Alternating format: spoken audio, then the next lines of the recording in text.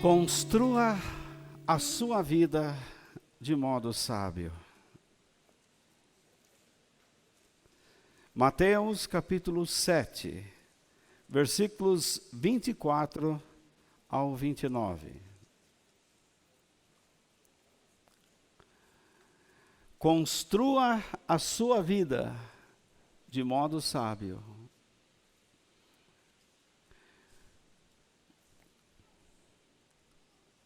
Nesta noite, eu pretendo falar com vocês sobre qual é a essência do ensinamento de Jesus.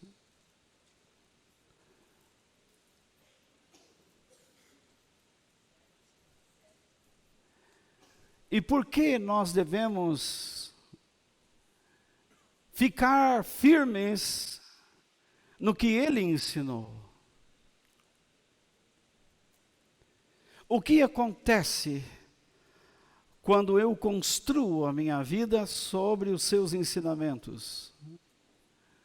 E o que acontece quando eu não faço isso? Quando eu não construo a minha vida sobre os seus ensinamentos?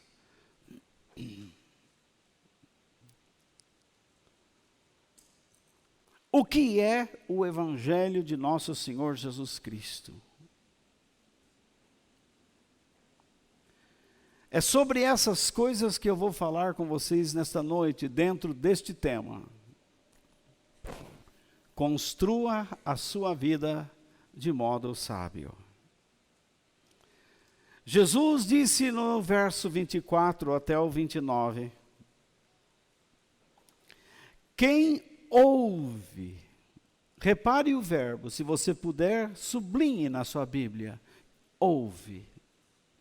Quem ouve esses meus ensinamentos e vive, sublinhe também o verbo viver. Nós temos dois verbos. De acordo com eles, vem mais um outro verbo. É. Sublinhe o verbo ser. Se você quiser, claro. Há pessoas que acreditam ser um grande pecado riscar a Bíblia. Não é. O pior é você riscar a Bíblia do seu coração. Quem ouve esses meus ensinamentos e vive de acordo com eles é como um homem sábio que, sublinhe o verbo construir, que construiu a sua casa na rocha. A rocha aqui é o ensinamento de Cristo. E Ele próprio, é Ele mesmo. Jesus é a palavra de Deus. Não está escrito isso em João? Ele é a palavra. E sem Ele, nada do que foi feito se fez.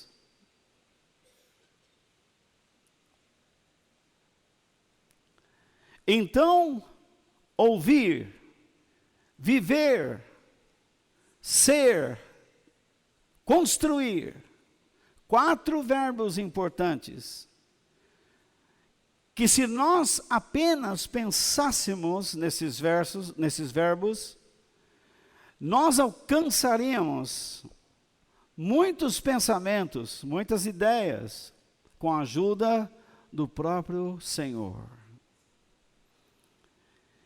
Então Jesus está dizendo que aquele que ouve com atenção, para guardar, para aprender, é isto que significa o verbo ouvir.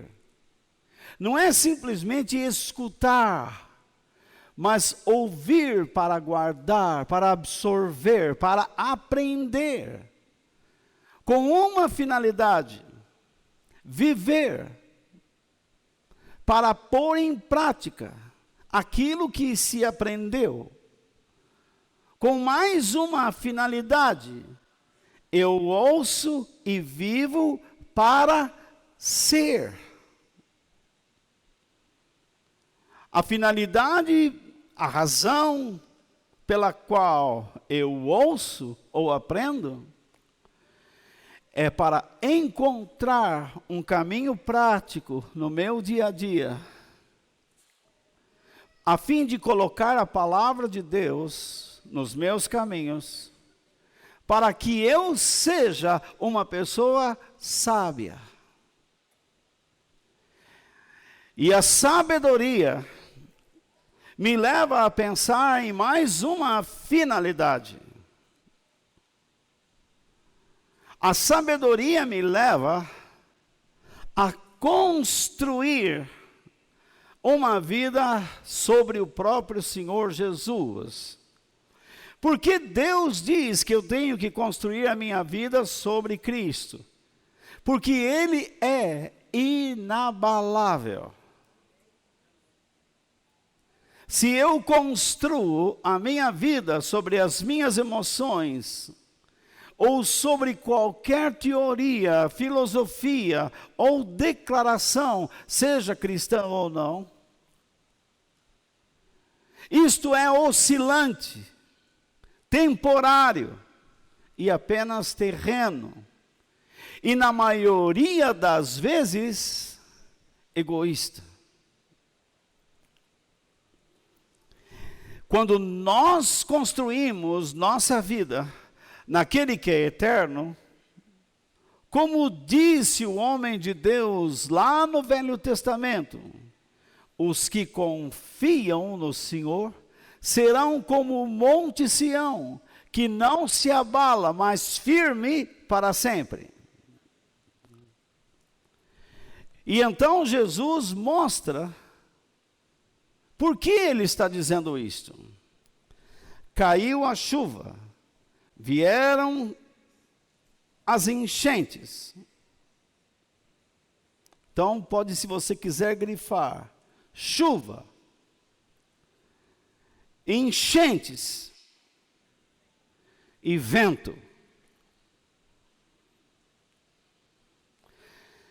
Caiu a chuva, vieram as enchentes, e o vento soprou com força contra aquela casa. Porém, ela não caiu, porque havia sido construída na rocha. Tinha alicerce.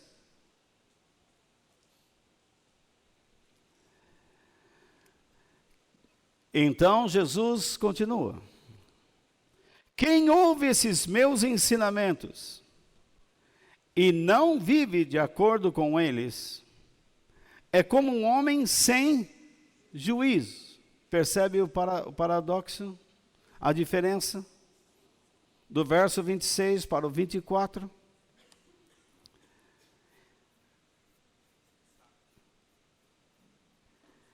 Então, quem ouve esses meus ensinamentos e não vive de acordo com eles, é como um homem sem juízo que construiu a sua casa na areia.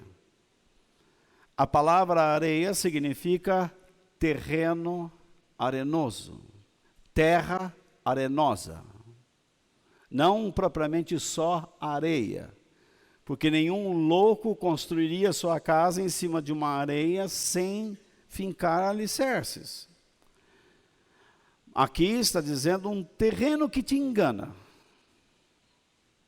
Você pensa que ele é sólido, mas ele é arenoso. Caiu a chuva, vieram as enchentes, e o vento soprou com força contra aquela casa. Ela caiu e ficou totalmente destruída.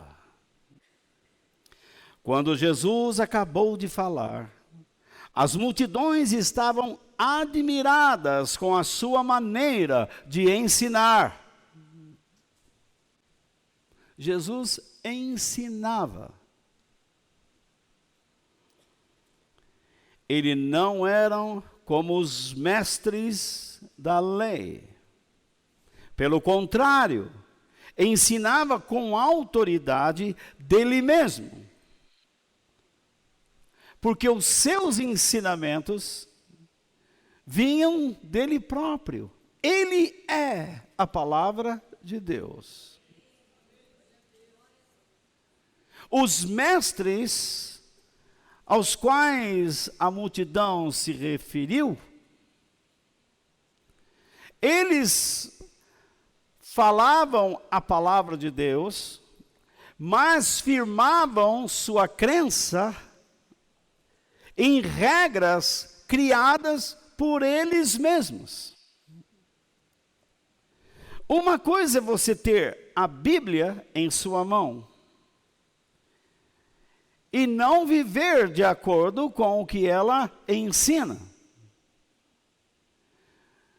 Você resolve viver de acordo com o que você acha que deve ser feito. Imagine se eu viesse aqui pregar, cumprir a missão que Deus me deu, e começasse a expor minhas ideias, e não a palavra de Deus, que autoridade eu teria? Vou mais longe.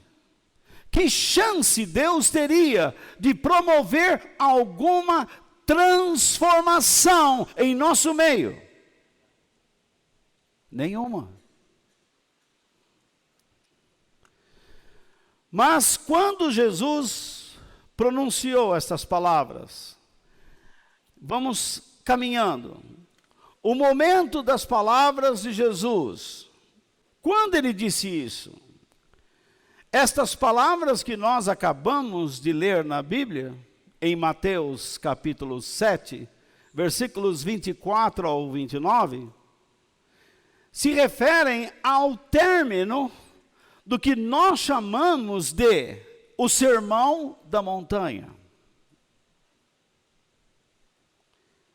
E para quem Jesus ensinou, para quem Jesus compartilhou os seus ensinamentos.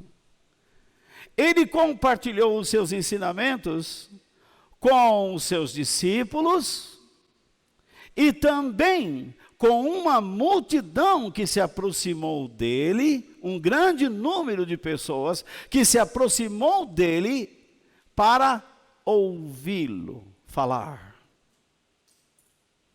Ou talvez vê-lo realizar algum sinal. Mas naquele dia ele disse: vou ensinar.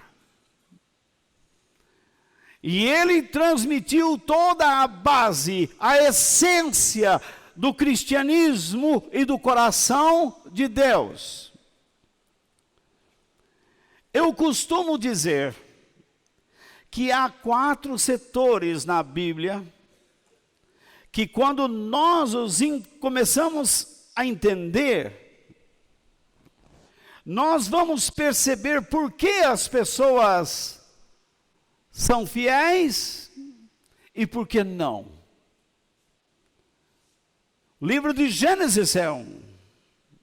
Quem não entender o livro do Gênesis, não vai entender as razões de Deus realizar o que vem realizando. Êxodo capítulo 20, que são os 10 mandamentos. Os 10 mandamentos é a revelação do seu caráter. Onde ele diz: se vocês querem ser meus filhos, vocês vão me amar e amar ao próximo.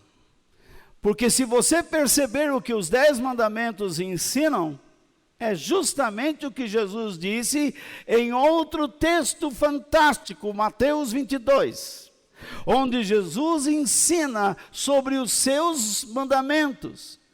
Amarás ao Senhor teu Deus com todo o teu coração, com toda a tua alma, com todo o teu espírito, com todas as tuas forças. E o segundo mandamento é semelhante a este: amarás ao teu próximo como a ti mesmo. Jesus, em hipótese alguma, invalidou o que Deus disse em Êxodo 20. Mas ele, de modo prático, disse como você precisa observar o que Deus disse no Velho Testamento. Ame a Deus, tenha-o somente como o Senhor da sua vida e não prejudique o seu próximo. Isso é amar o próximo. Mas quando ele inicia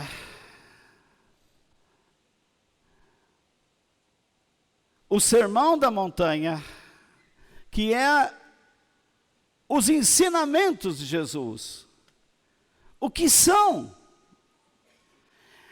Ele ensina aos seus discípulos e àquela multidão ensinamentos que envolviam o dia a dia de cada um. E ele inicia com os princípios das bem-aventuranças. De modo que terei que tocar nesse assunto nesta noite novamente.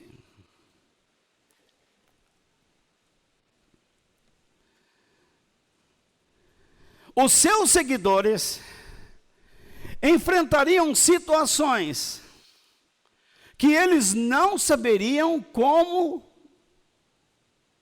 agir ou reagir a elas. E então ele explica como você, a partir de Deus, pode superar determinadas situações que são difíceis, servindo o próximo. As bem-aventuranças estão em Mateus capítulo 5, nos versículos 3 ao 12.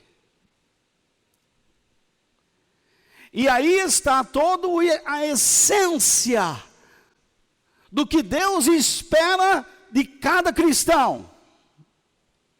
Se você observar as bem-aventuranças, você não criará conflitos.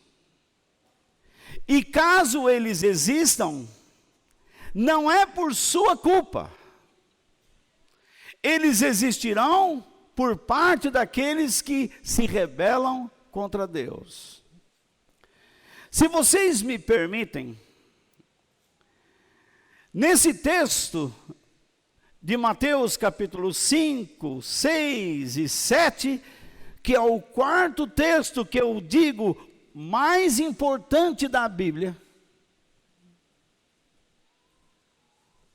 que é onde Jesus mostra a essência do que Deus quer e como aplicar isso nas diferentes situações da vida. Vocês me permitam usar uma situação onde Jesus disse no versículo 43 do capítulo 5 de Mateus, versículos 43 e 44. Quero usar um exemplo da aplicação das bem-aventuranças no que se refere a amar e orar pelos nossos inimigos.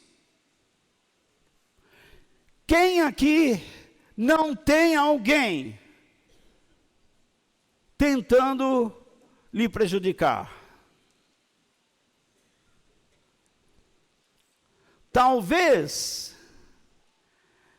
eu devesse, mas não vou transformar isso em pergunta. Ou talvez deveria. Quem será que aqui está, não está prejudicando alguém?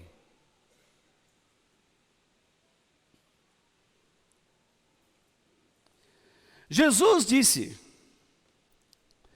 vocês ouviram o que foi dito. Ame os seus amigos e odeie os seus inimigos. Nos 10 mandamentos está escrito alguma lei que diz que os filhos de Deus devem odiar seus inimigos? Não.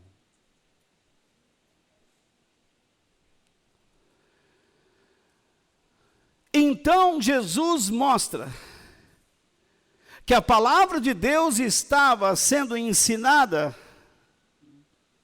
de modo falso. Porque as pessoas não tinham acesso às Escrituras. E também não tinham interesse em guardá-las no coração. Porque todo judeu tinha que estudar as Escrituras até uma certa idade, que eu não me lembro agora. 15 ou 12 anos. E então faz uma prova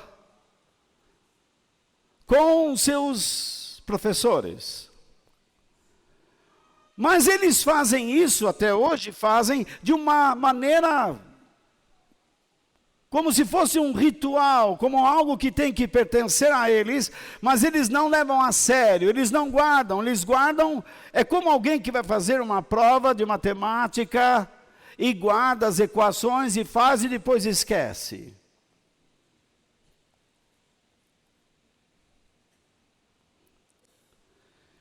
Assim era ensinado a palavra de Deus.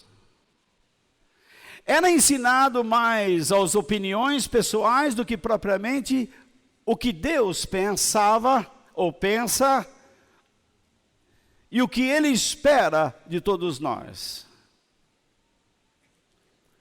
Jesus então diz no verso 44, usando uma conjunção adversativa, dizendo: eu não concordo.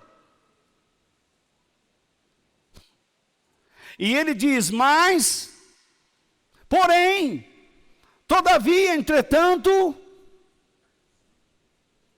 no entanto, eu lhes digo: amem os seus inimigos e orem pelos que perseguem vocês. Aí você diz: mas Walter, Jesus pediu isso, mas quem consegue praticar?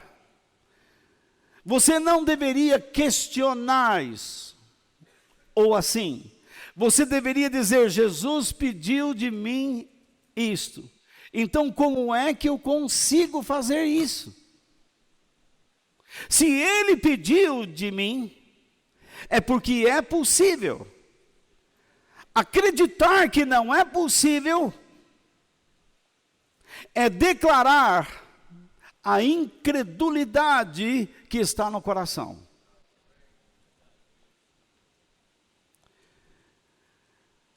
E se eu sou uma pessoa incrédula, terei problemas para fazer a obra de Deus, para ser cheio do Espírito Santo, até mesmo para compreender a Bíblia e entender profundamente o coração de Deus e a sua graça.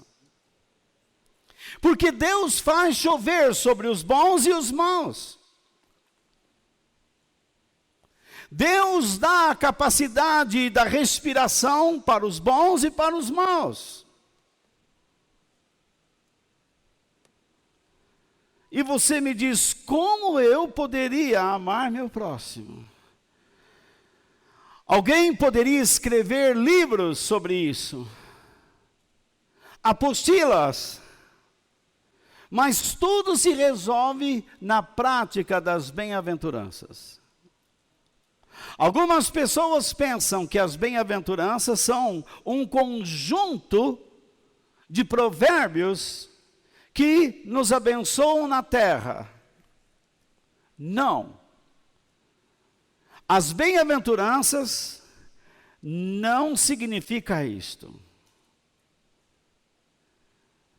Ela é uma sequência em que você pratica dentro de uma situação, ou em várias situações. Então vamos lá. Você tem um inimigo. E quando você está diante de uma pessoa que te odeia, você também a odeia. E nos ensinamentos de Jesus, ele diz que aquele que tem ódio no coração está cometendo homicídio. Segundo Deus. Se você está com raiva de alguém,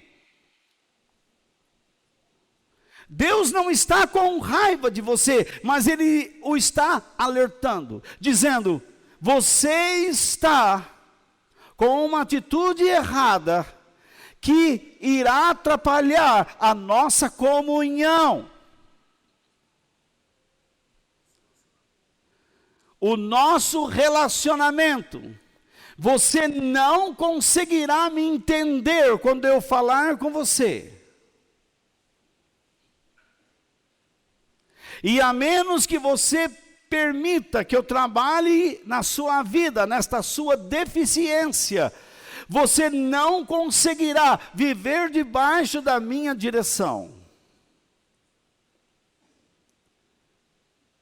Então, se eu estou diante de um inimigo, a primeira coisa que eu tenho que dizer a Deus é, Senhor, eu sou deficiente, frágil.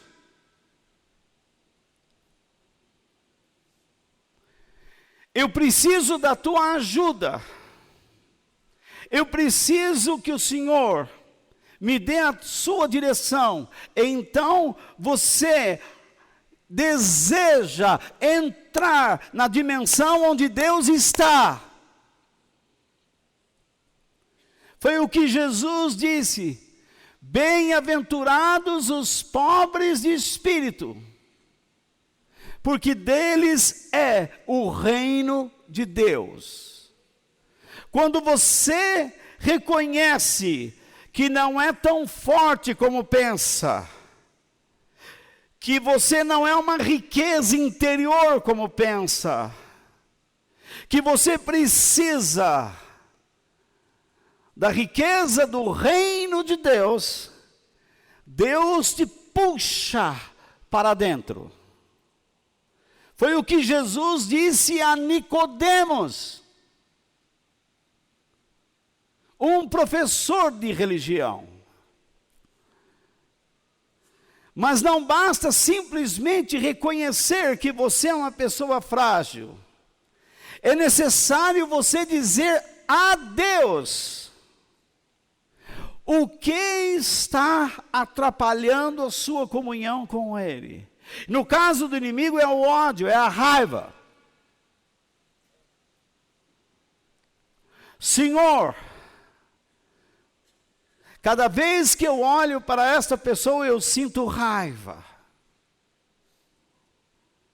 E eu sei que eu não deveria viver desta maneira, porque esta raiva me puxa para um lado onde eu não deveria estar.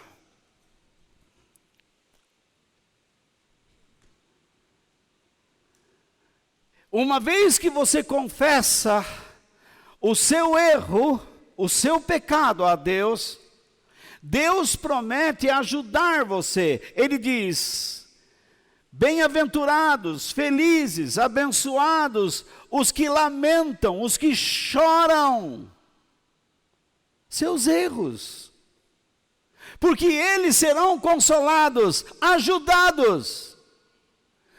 Deus não está disposto a ajudar quem ora 20 horas. Porque tem muita gente que ora muito e é orgulhoso, cheio de pecados.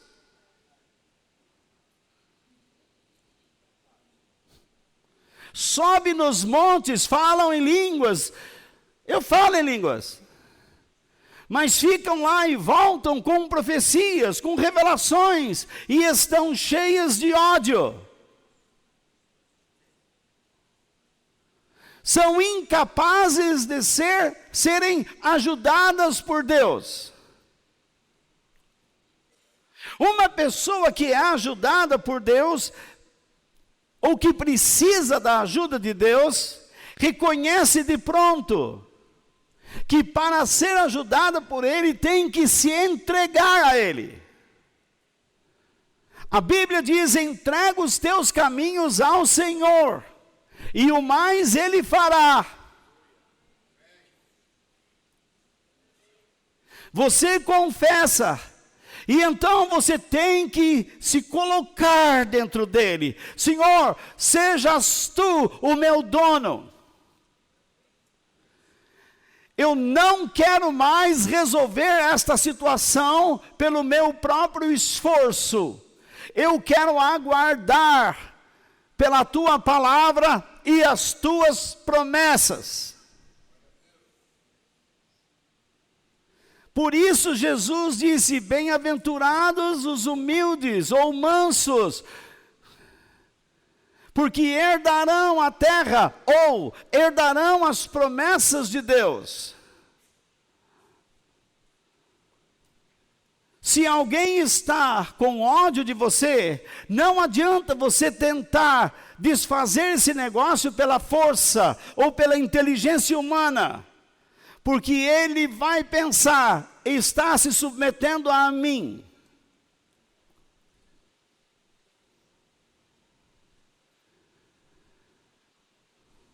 Mas lembre-se, o seu foco não é submeter-se a alguém humano. A sua intenção é se submeter a Deus. Uma vez que você está em Deus e dependendo das suas promessas, Deus espera que você agora tenha um forte desejo de fazer a sua vontade. Porque antes você estava fazendo o que queria, agora você vai fazer o que Ele quer.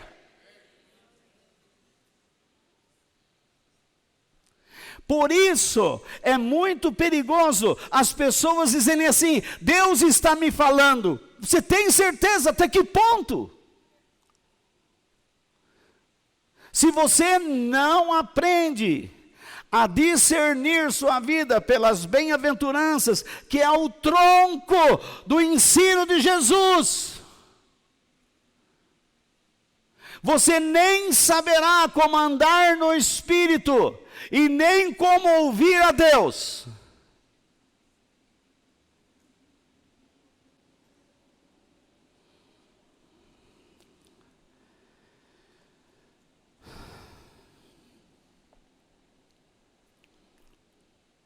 Jesus espera que uma vez que estamos nele, nós tenhamos o desejo forte, a fome e sede de fazer a vontade de Deus, porque Deus nos deixará satisfeitos. Essa satisfação se deve a algumas coisas. Nós já temos o reino, temos a sua ajuda, temos a sua voz e as suas promessas.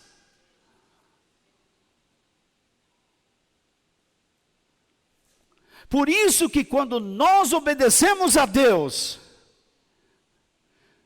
o nosso coração se enche de alegria e de satisfação e felicidade.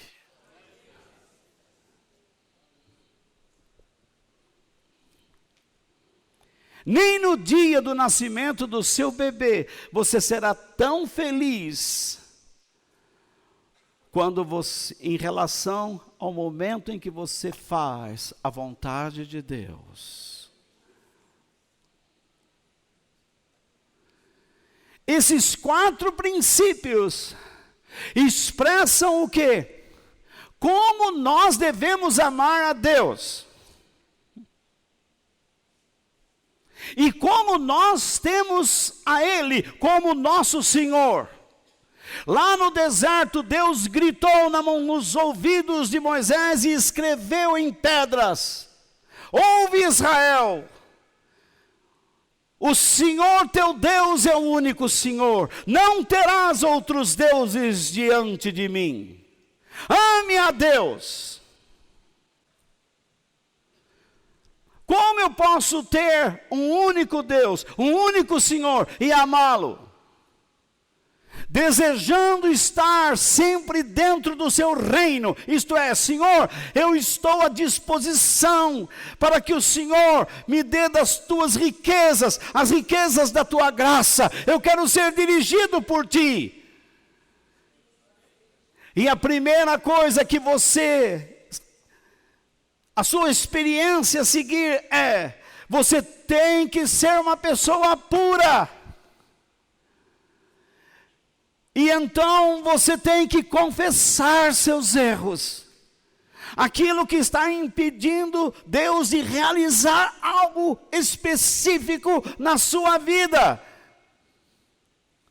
E quando você confessa, você tem a sua ajuda, a sua presença.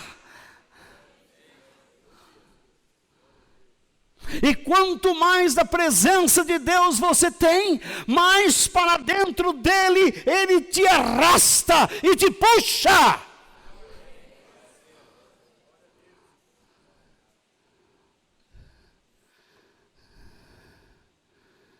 E quanto mais dentro dele, mais você ouve, mais você aprende e mais você crê.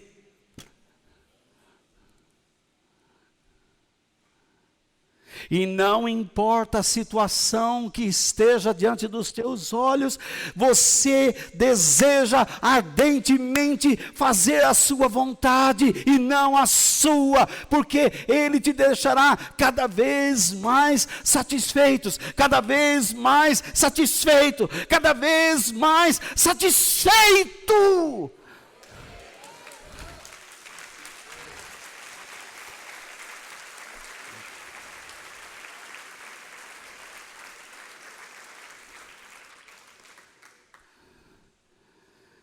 Se você está doente e se descabelando, o que isto vai lhe favorecer?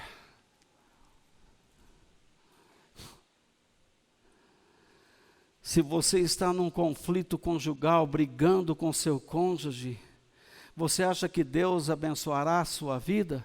Até as suas orações Deus deixa de ouvir.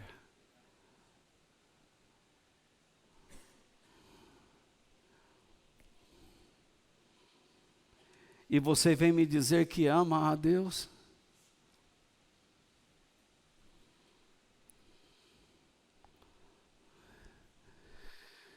O primeiro trabalho de Deus é dentro da sua alma.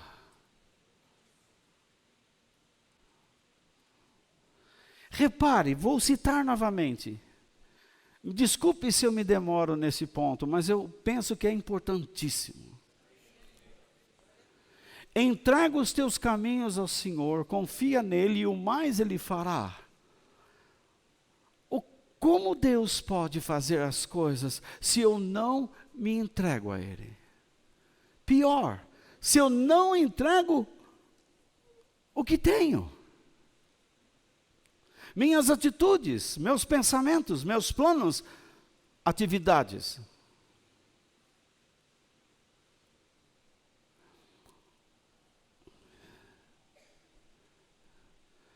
Se você está aí sofrendo, seja com doença, seja com qualquer coisa,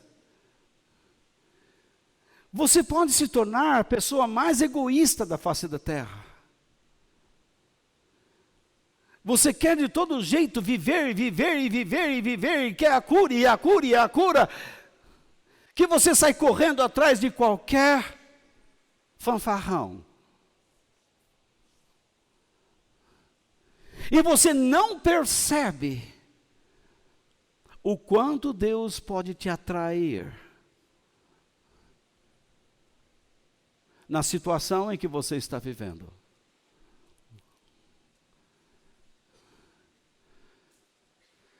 No entanto, você pode estar com briga, doença, sofrendo por alguma razão, e você só pensa em si mesmo e não olha o seu próximo. Você se desliga da vida, você se desanima, e então você passa a viver magoando todo mundo, sendo uma pessoa ingrata, sendo uma pessoa azeda, antipática. E eu pergunto, é isto que Deus quer? Não. Como você pode fazer a obra de Deus se enclausurando? Como você pode dizer que ama a Deus olhando só para você?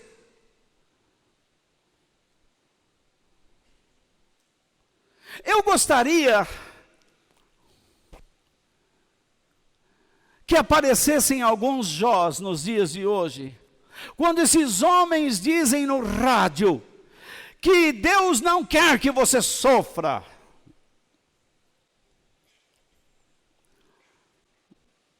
Que resposta eles teriam?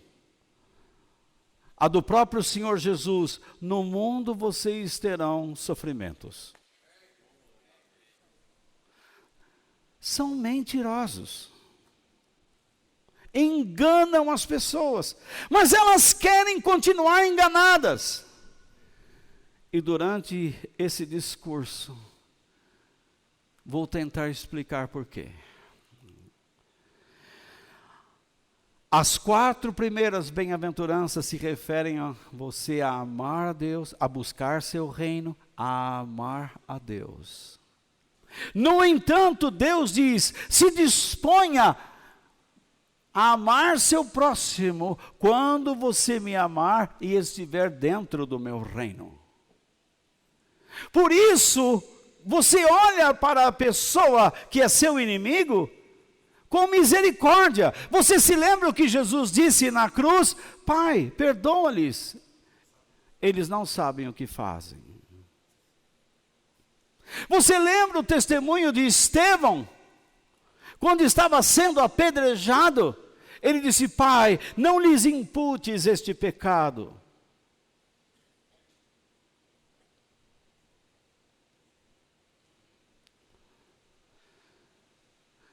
Não tem saída. É difícil para a nossa mente natural? Claro que é. É difícil para mim, para você, para todos nós. Mas é isso que o Evangelho nos pede. E se nós não aceitarmos o desafio, aceitaremos o quê? A incredulidade.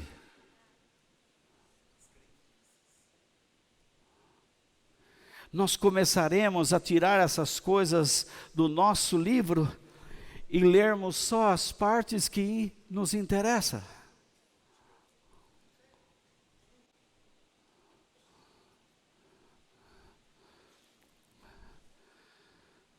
Quando você olha para a pessoa e percebe nela a mesma miséria que existe em você e que agora está dominada porque você confessou a Deus, se rendeu a Ele e está fazendo a sua vontade, mas deixa de fazer essas coisas e essa miséria volta. Saia, tente sair debaixo do olhar de Deus por um segundo, se você puder. Se esconda dele por um segundo e você verá no que você se transforma.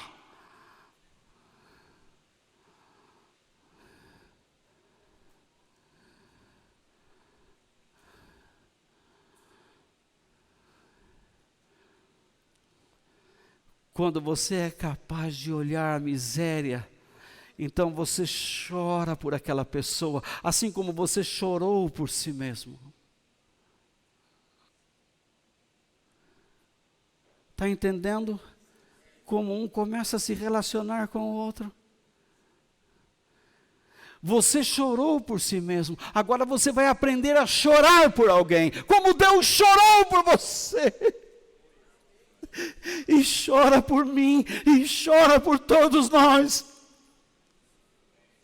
Pessoa, quando confessa os seus erros a Deus, recebe a sua presença. E ela quer entrar na dimensão onde Deus está.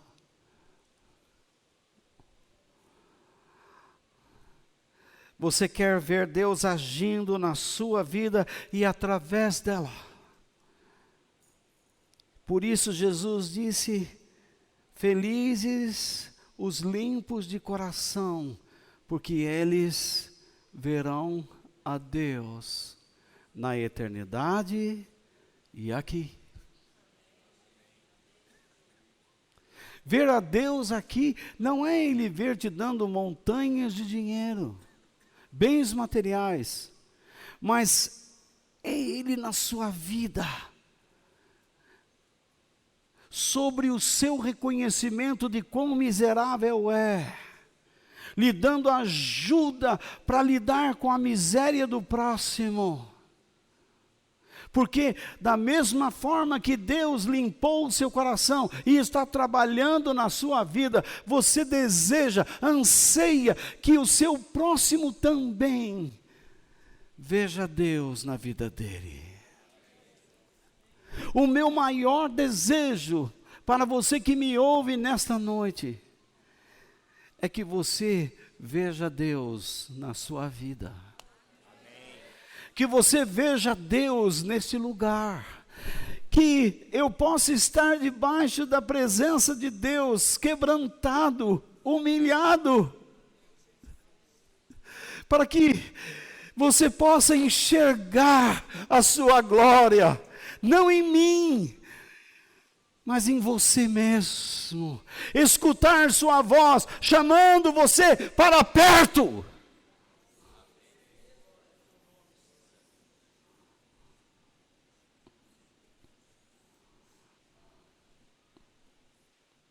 Em vez de você ficar se lamuriando, você deve aprender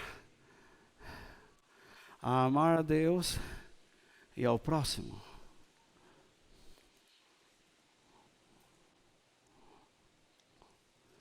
E então, quando você enxerga Deus, você quer puxar esta pessoa para Ele, a fim de que ele aceite os termos de Deus, que ele pare de brigar com Deus, assim como você parou, e agora você quer fazer a vontade de Deus, e você espera que ele também faça.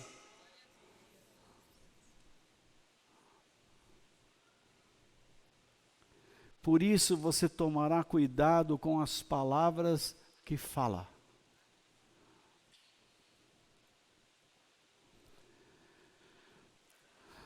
Para que você não fale demais e nem de menos.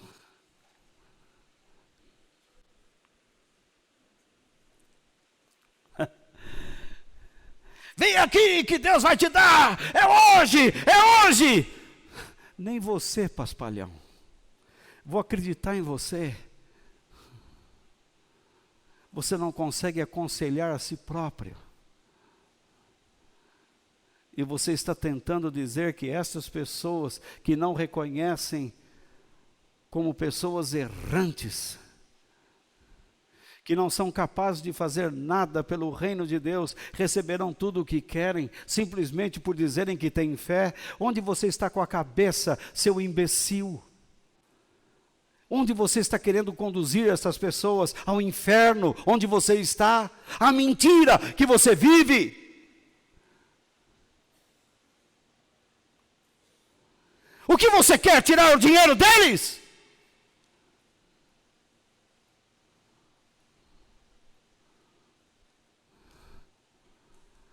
Você quer continuar se exibindo, não é, pregador? Você não quer se esconder atrás de Cristo, não é?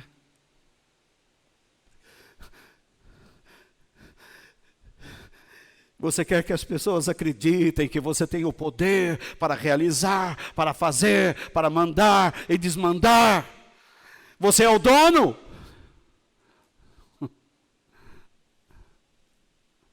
Só existe um Senhor.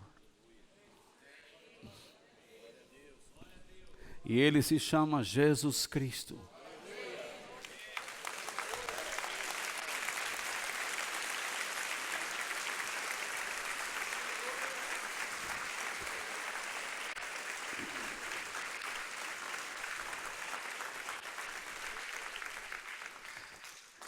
E então, você quer que esta pessoa tenha paz com Deus. E você trabalha para que a pessoa que é seu inimigo se transforme num filho de Deus. Por isso que Jesus disse: felizes aqueles que trabalham pela paz, porque serão chamados filhos de Deus. Quem são esses? Pessoas que querem conduzir outras a Cristo. Eu estou tentando fazer isto com vocês. Alguns aqui já conhecem Jesus e outros não. E eu estou tentando arrastar vocês para Ele.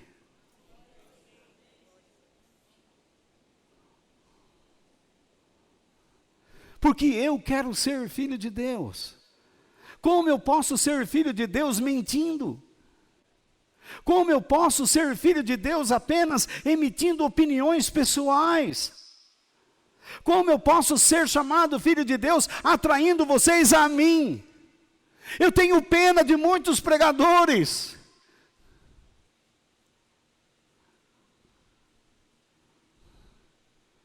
Porque eles enganam. Eles pensam que estão numa sombra do Império Romano, como Calígula, tentando ser Deus. É quase assim que eles se expressam. Quando eles entram, as luzes se acendem, eles se assentam nas cadeiras mais altas, na melhor mesa. Eles nunca andam com as pessoas, só vão nas casas de quem tem dinheiro.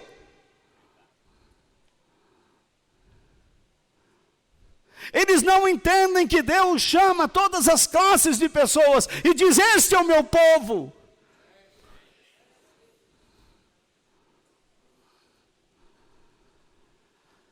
No entanto, às vezes, todo o seu esforço pode não funcionar.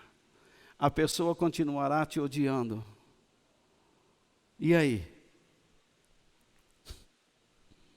Você vai desanimar? Não. Olha o que você tem: o reino, sua presença, sua palavra e promessa, a satisfação de Deus, o prazer dele em você. Você tem a misericórdia dele, você consegue enxergá-lo agora. Você é chamado de filho de Deus. Então, você vai ter alegria.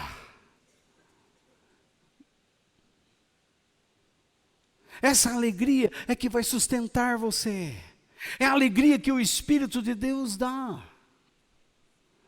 Esta é a essência do Evangelho. Você vai ter que pegar esse áudio ou vídeo e escutá-lo umas 4, 5, 6 vezes, até isso entrar no seu coração.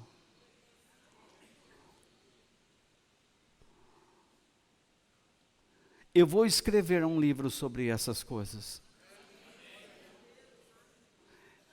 Talvez seja, espero que eu tenha tempo. Mas é o único livro que eu gostaria de escrever, porque eu acredito que a igreja não entendeu isso.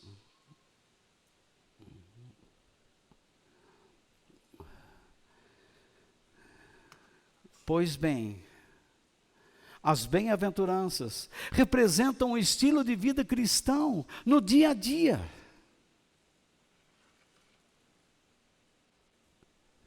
Se você nasceu de novo em Cristo, são essas coisas que você tem que aprender desde o início. Mas se você só aprende, Deus é poderoso para curar, Deus é poderoso para te dar, Deus é poderoso, é poderoso, é poderoso, é poderoso para te matar. Jesus disse o seguinte: vocês não devem ter medo daquele que pode ferir o seu corpo, mas tenha medo daquele que pode lançar sua alma no inferno.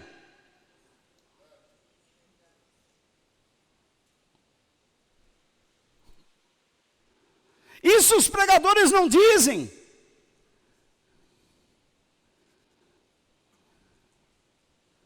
Porque eles querem segurar as pessoas. Porque as pessoas gostam de ouvir o que elas querem ouvir. Vamos dizer: eu hoje recebo uma palavra de Deus para você que está sofrendo no casamento. Acredite, Deus vai fazer um milagre. Aí você fala: ai meu Deus do céu, ai meu Deus do céu, que bom. Seu marido está preso na cachaça, nas drogas, na mulherada. Deus vai pegar ele. Amém, Senhor. Amém. Mata, mata e mata. É fácil pregar desse jeito. São os problemas da atualidade. Quando a igreja começou, só tinha judeu. Então, os judeus diziam assim: é muito fácil esses outros entrar aqui. Nós fizemos circuncisão, nós guardamos sábado.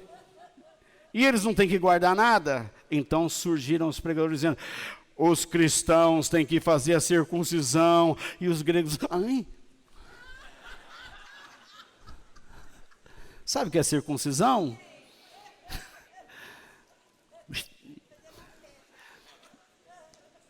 Operar a fimose. Hoje operar a fimose, você leva uma anestesia. Mas naquela época, vamos meu filho, tenha fé, viu? Tenha fé, viu? E lá vem o camarada. Quem é o próximo? É isso. Então, aqueles judeus amavam a pregação, porque, tá vendo, é isso mesmo.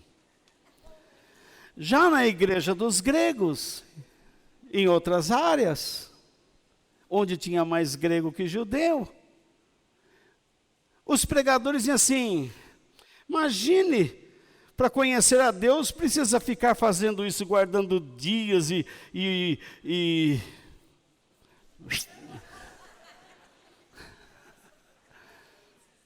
o que Deus quer é que nós adquiramos conhecimento.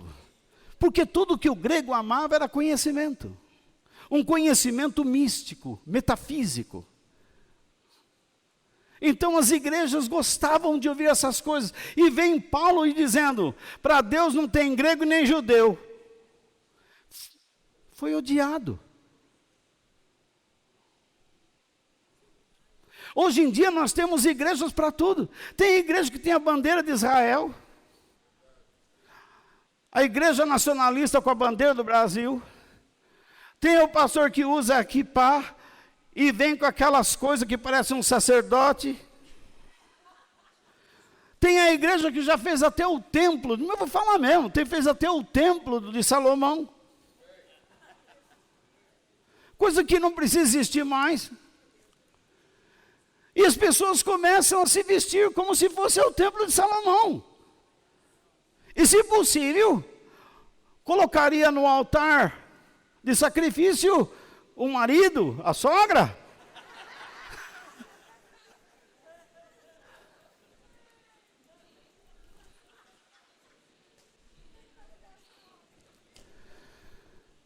Ai, meu Pai do céu. É assim que funciona. Quais são as necessidades do nosso tempo? Não são diferentes das que Jesus apresentou em Mateus 5, 6 e 7.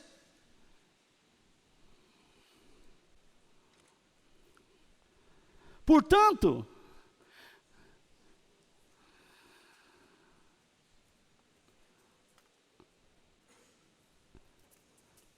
eu acho que pulou aqui, não pulou não? Pulou uma coisa aqui, que eu ia falar com vocês e eu não coloquei aí, me desculpe. Jesus não ensinou, se vocês estão anotando, Jesus não ensinou sobre libertação, mas sobre como viver a liberdade cristã.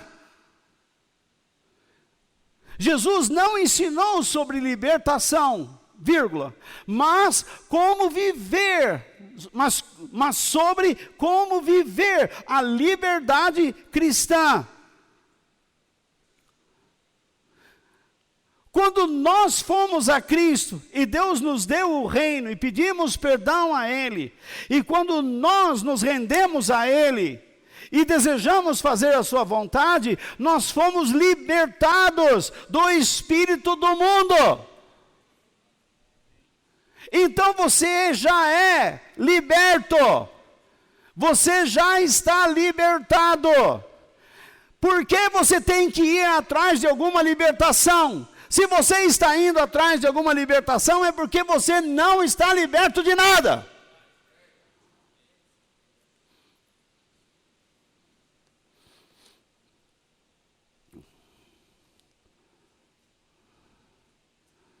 O que Jesus está dizendo é que em vez de libertação, não crie esta confusão mental em confundir uma libertação com aprender como se deve andar numa determinada situação. Porque isso as pessoas não querem. Eles querem que alguém ore e afaste todo o mal. Mas você precisa aprender. Se você está brigando com sua esposa ou seu marido, você vai na igreja e fala assim: eu quero uma libertação. Você acha que Deus vai fazer alguma coisa? Nenhuma. O que você precisa entender é como agir dentro daquela situação. Você terá que ter misericórdia dele. Você precisa ver Deus na sua vida. Você quer levar aquela situação e o seu marido aos termos de Deus. Mas antes de fazer isso, você precisa passar por isso.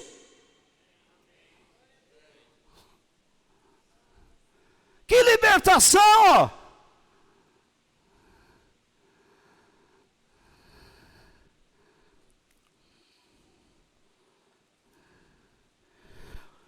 Deus nos liberta do mundo para estarmos dentro do reino de Deus, a fim de nos tornarmos seus instrumentos, para que nós abençoemos a humanidade. Se você, eu vou na igreja buscar uma bênção, você acha que você precisa vir aqui para buscar algo? Tudo que você precisa, você já tem, e por promessa. Você não precisa colocar o seu pé aqui para receber algo que Deus já te prometeu.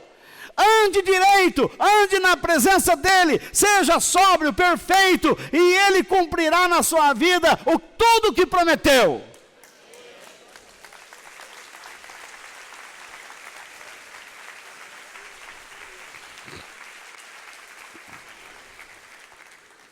Você vem aqui para aprender. Aí sabe o que você faz? Ele está pregando 1 hora, já estou cansado. É isso que você é. Um brasileiro nato.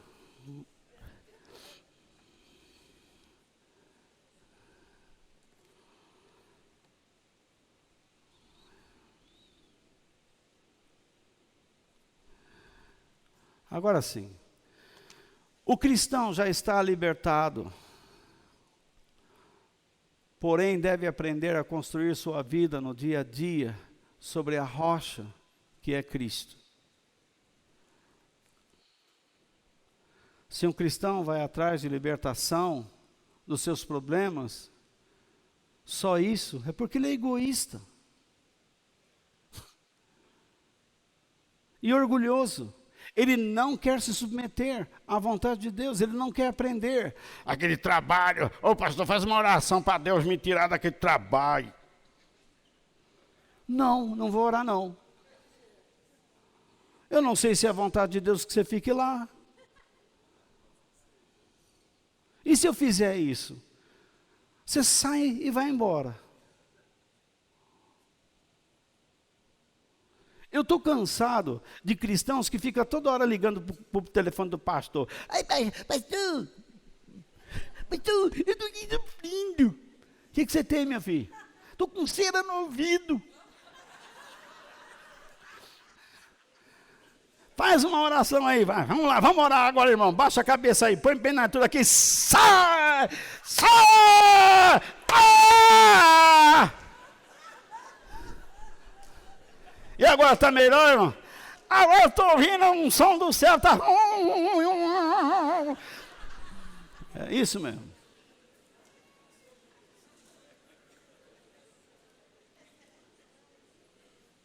Bichinho da gota.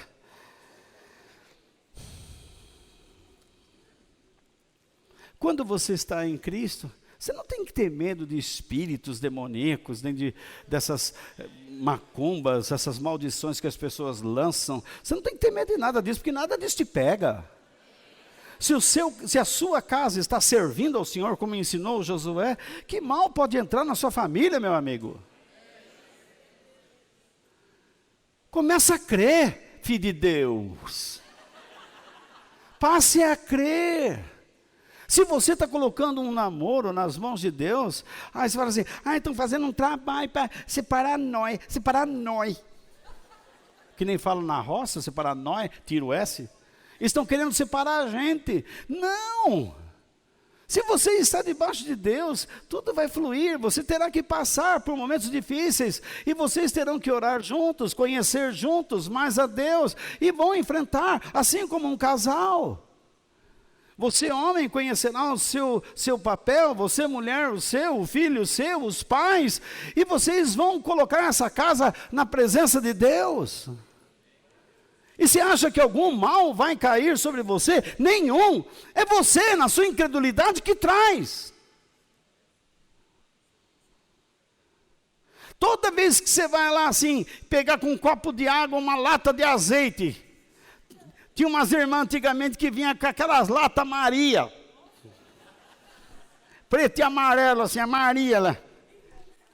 Tinha uma irmã que nem conseguia levantar a sacola. Ela levava na igreja. Um dia eu percebi, eu falei, por que a senhora está com essas latas de óleo? A senhora comprou onde?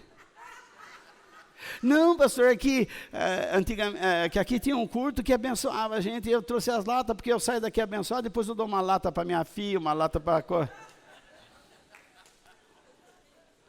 Eu já vi um pastor ensinando que você pega o óleo, e ele saiu com o óleo, e andando no quarteirão, derramando óleo, no meio fio. A casa dele é aí, ó. É aí, ó. É aí, ó. E ele está aqui, ó. Vocês acham engraçado? Imagine o que Deus está pensando.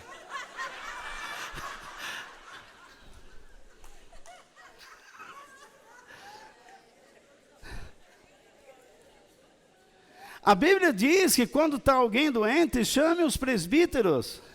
Unge essa pessoa com óleo. Você vai ungir a rua. O tijolo está doente.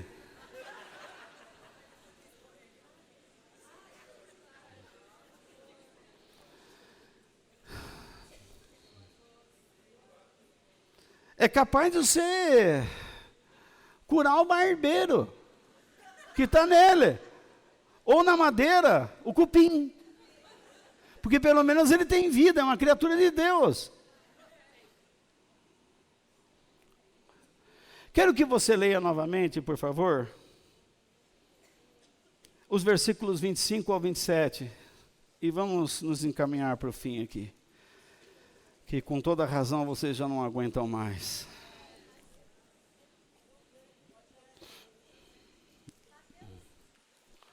Mateus 7, versículos 25 ao 27. Vamos retomar o pensamento.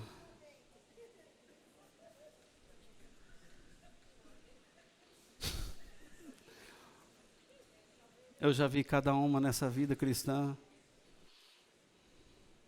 E os pastores que querem ungir localmente. Quase eu chamei a polícia. E tinha umas irmãs que iam lá com umas dores nos lugares que você nem imagina.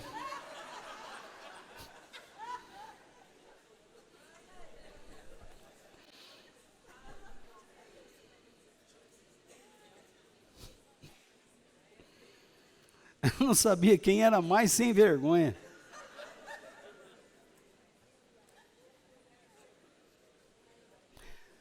Lá em Porto Alegre, uma vez o pastor deu óleo para a turma e beber.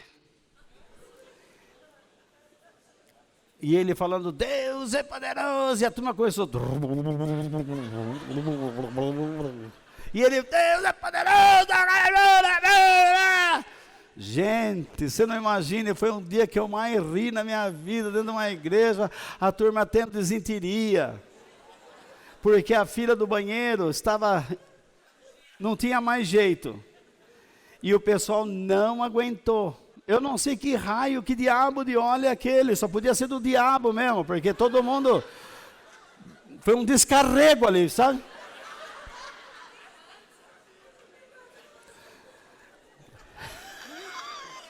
Foi o culto do descarrego mesmo ali. Nesses 40 anos pregando, o que eu já vi, irmãos, eu fico muito triste, mas peço a Deus que me dê força para ser humilde diante dEle, confiar nele. Eu não estou olhando aqui se a igreja está cheia ou vazia, eu estou olhando para vocês como almas dignas que querem chegar à presença de Deus. E se vocês vieram aqui, é porque vocês estão precisando da ajuda dEle, mas vocês têm que consertar suas vidas, para que Ele possa agir mais do que você imagina.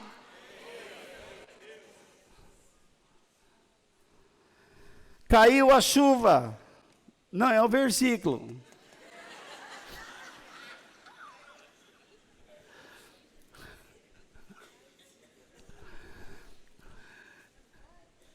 Caiu a chuva, vieram as enchentes, e o vento soprou com força contra aquela casa.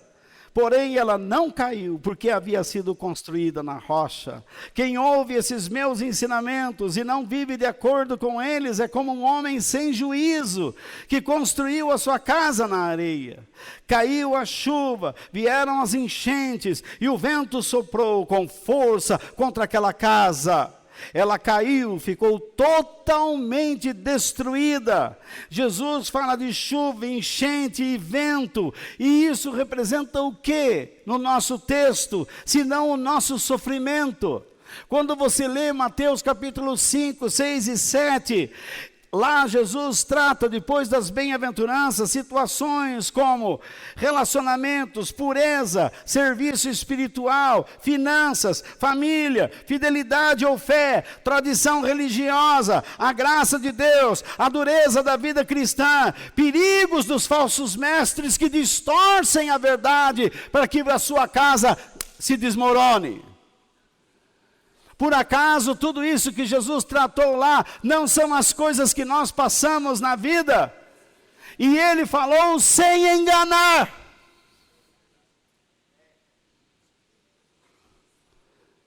Você tem inimigo, você tem problema na sua casa.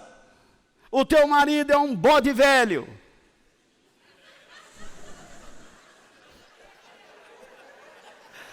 Acertei ou não acertei?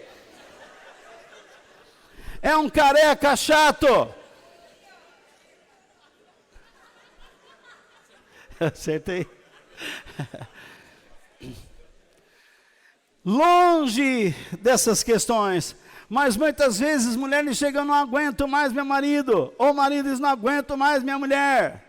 Filhos, não aguento mais meus pais, não aguento mais meus filhos. São questões que estão colocadas justamente aí, dentro de alguns assuntos que você diz, não tem nada a ver com isso, mas tem.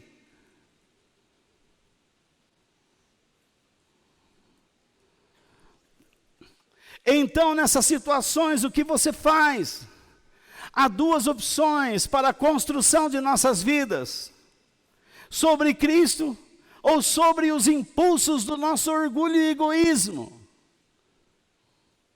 Você vai agir para construir sua vida sobre os ensinamentos de Cristo, sobre Ele mesmo, ou você vai agir sobre o seu impulso? O seu marido não deu o beijinho da noite, e você fala assim, ah é?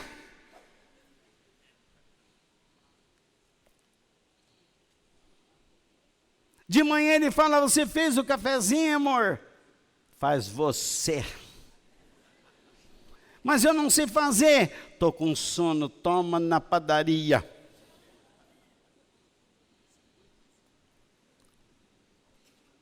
Por coisas pequenas, criamos grandes obstáculos. Por causa do orgulho, o egoísmo. Será difícil entender isso? Será que é preciso você ler um livro para dizer que você é orgulhoso? Basta você ler as bem-aventuranças e entendê-las, e você vai ver o quanto você e eu somos orgulhosos.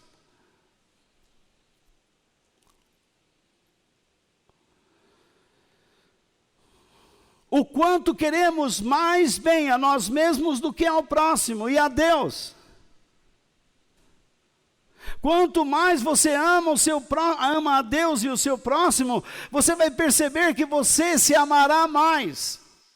Porque quando você ama mais a si mesmo, você se torna um prisioneiro do hedonismo, filosofia que ensina a você procurar o prazer a todo custo.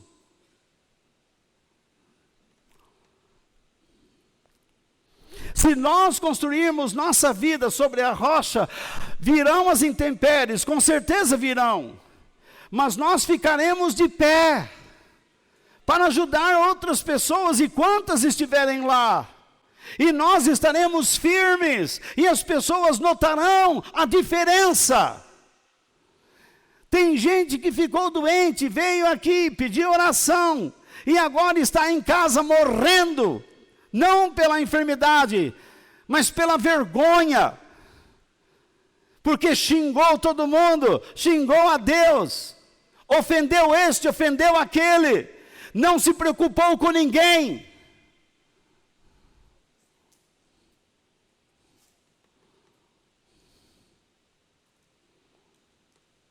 Você tome outra posição, seja um homem e uma mulher de Deus. Ah, mas meu marido me inferniza. Busque o céu. Vocês estão no mundo, mas não são do mundo. Ainda que eu ande pelo vale da sombra da morte, não temerei mal algum, porque tu estás comigo.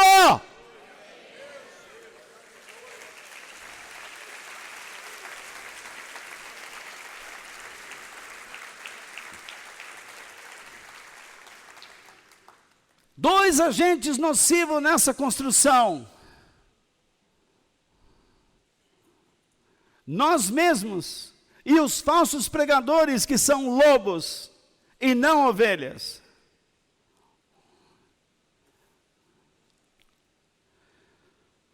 Muitas pessoas dizem assim, é o diabo. Tudo está acontecendo comigo por causa do diabo, o diabo está me atacando. Às vezes você é pior que o diabo, e o diabo tem medo de chegar em você, de ser tentado por você.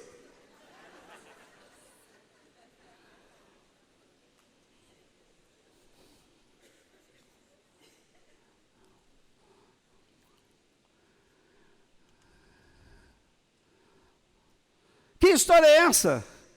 O diabo não tem poder algum, ele não pode tocar na vida do Filho de Deus, sem a permissão do Altíssimo.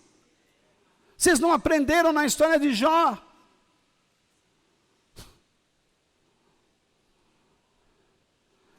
João diz, aquele que é do Senhor, o maligno não lhe toca, isto é, o maligno não absorve a sua mente, ele não se apodera.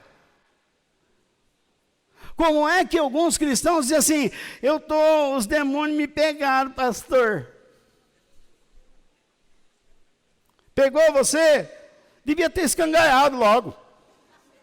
Onde já se viu fazer uma declaração dessa? Aquele que habita em você é maior do que aquele que habita no mundo. Você é de Deus, você não pode dizer isso. O problema é que você diz isso porque você ouviu alguém falar. Então, um dos agentes não é só você. São falsos pregadores, que se chamam mestres.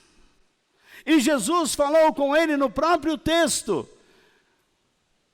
que eu vou terminar, em Mateus capítulo 7, versículos 15 ao 20. Cuidado! Cuidado com o quê? Grifa isso, pelo amor dos céus. Cuidado com os falsos profetas. Por quê? Porque eles chegam disfarçados do quê? De ovelhas. Vocês se lembram que eu ensinei a vocês, não a semana passada, retrasada, foi a semana passada? Retrasada, sobre as ovelhas, como elas são confusas, frágeis e como precisam de um pastor? Esses caras que pregam essas bobagens, essas mentiras, eles não querem aceitar sua confusão, sua fragilidade. Eles não querem ser ensinados. Eles acham que devem ensinar e não têm que aprender nada. Que história é essa? Deus me livre desse espírito, todos os dias eu peço. Eu quero ser um aprendiz, um discípulo, antes de um pregador. E juro a vocês, o quanto tenho buscado a palavra de Deus, em toda a minha vida. O quanto eu tenho lido este livro e estudado. Porque eu quero aprender a mente do meu Deus. Se Ele me revelar alguns segredos do seu coração, entrarei em êxtase.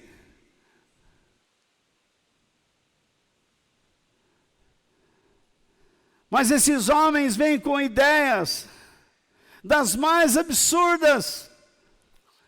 E as pessoas continuam lá. Sabem que irão se perder com ele e continuam lá. Sabem que ele não obedece a Deus, que é um orgulhoso, e continuam lá.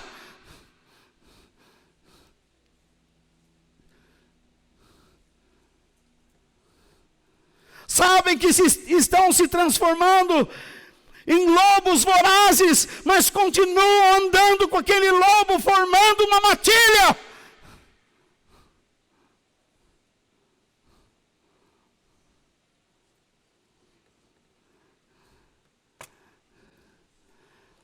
Eles chegam disfarçados de ovelhas, mas por dentro são lobos selvagens. Vocês os conhecerão pelo que eles fazem, pelos seus frutos. Jesus os compara a espinheiros e a árvores más. Os espinheiros não dão uvas, e os pés de urtiga não dão figos. Isso significa, esse cara não é filho de Deus, porque se ele fosse de Deus, ele ensinaria o que Jesus ensina, e produziria filhos de Deus. Mas o que eles produzem é filhos da ganância, do materialismo, do egoísmo, do orgulho, do ódio.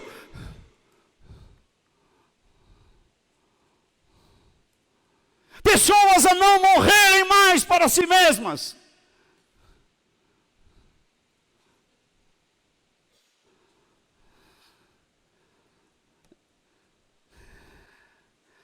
Assim toda árvore boa dá frutas boas, e a árvore que não presta dá frutas ruins. A árvore boa não pode dar frutas ruins, e a árvore que não presta não pode dar frutas boas. Toda árvore que não dá frutas boas é cortada e jogada no fogo, isto é, no inferno. Se um pregador não lutar para que haja transformação espiritual e moral na vida dos que os escutam ou o escuta, ele está em maus lençóis. E as pessoas que o ouvem estão em maus lençóis também. Deus me ajude a ser honesto com vocês. Que vocês possam conhecer meus erros, porque sou tão falho quanto vocês, mas que minha índole sirva para chamar minha atenção, junto com a minha consciência, para que eu sirva a Deus até o fim dos meus dias. Enfim, quero terminar dizendo: ouça com muita atenção os ensinamentos de Jesus e guarde-os no seu coração. Escondi a tua palavra no meu coração para não pecar contra ti.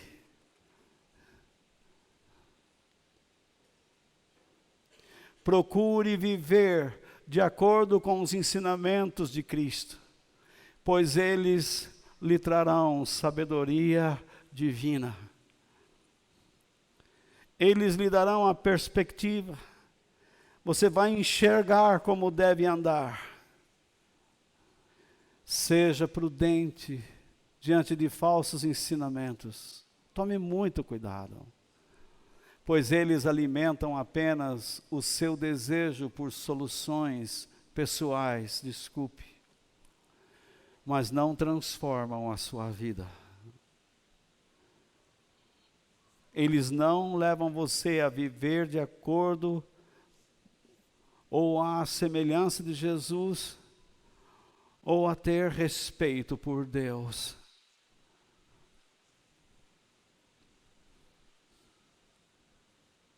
É isso. Você fica ouvindo um homem que diz: não que eu deixei de acreditar que Deus pode curar, irmãos. Eu oro pelos doentes.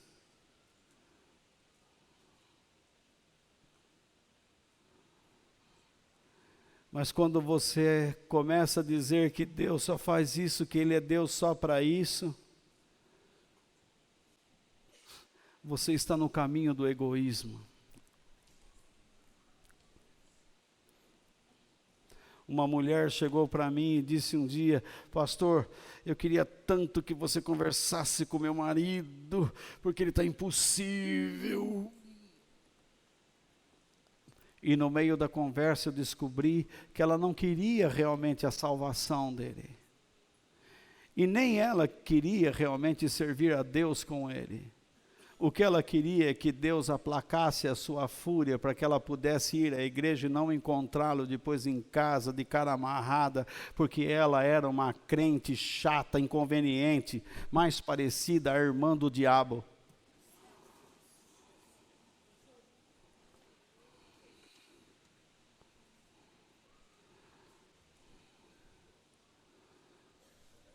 Esforce-se para construir a sua vida sobre Jesus e seus ensinamentos, a fim de que você tenha uma vida estável.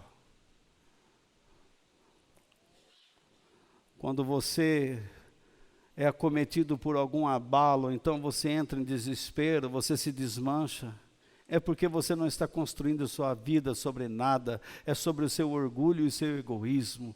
Você não tem interesse em ninguém. Às vezes eu vejo certos casais que começam a namorar, em vez de eles se dedicarem a Deus, eles se afastam.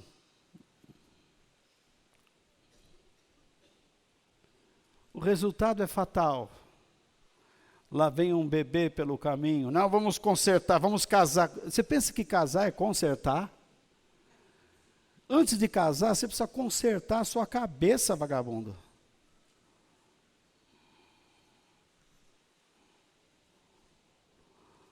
Vocês precisam consertar os miolos. Se é que tem.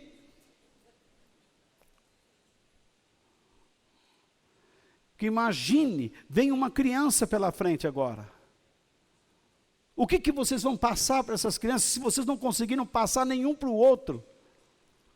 Quer dizer, passar alguma coisa.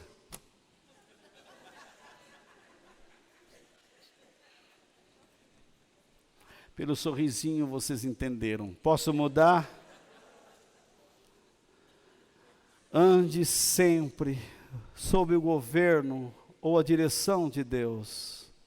Ame-o de coração e aprenda a amar o seu próximo pelas leis de Cristo, ou seja, as bem-aventuranças. É mais fácil dizer, não quero mais nada com aquela pessoa. Você já perguntou a Deus se Deus quer isso? Mas está escrito, andarão dois juntos. Está? Mas você entende aquela passagem?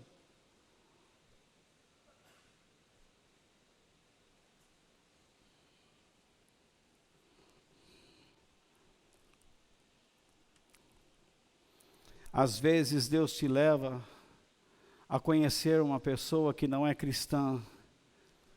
E Deus usa a sua vida para transformar aquela pessoa. E Ele passa a amar a Deus.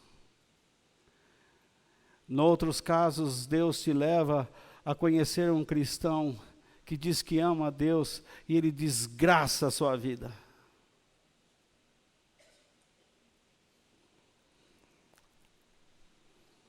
Eu te dou vários exemplos na Bíblia, se você quiser, não agora. Mas a regra é, não se associe com quem não é da luz. Mas às vezes Deus faz alguma coisa. E como é que você vai saber?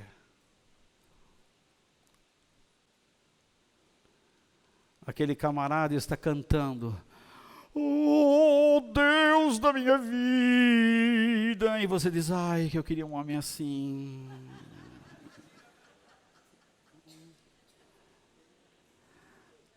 Aí ele vai lá dormir com você e você percebe que ele é quente. Porque ele é o próprio diabo, né?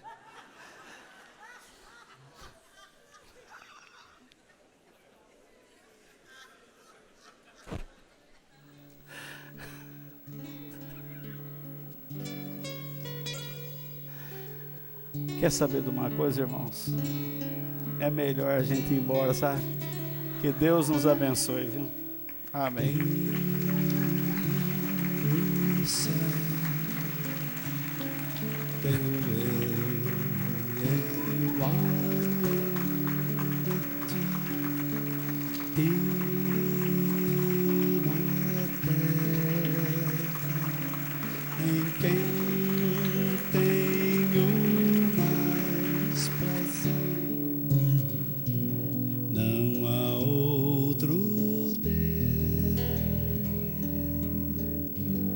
Semelhante a ti, Senhor, és a minha força em meu coração, és a minha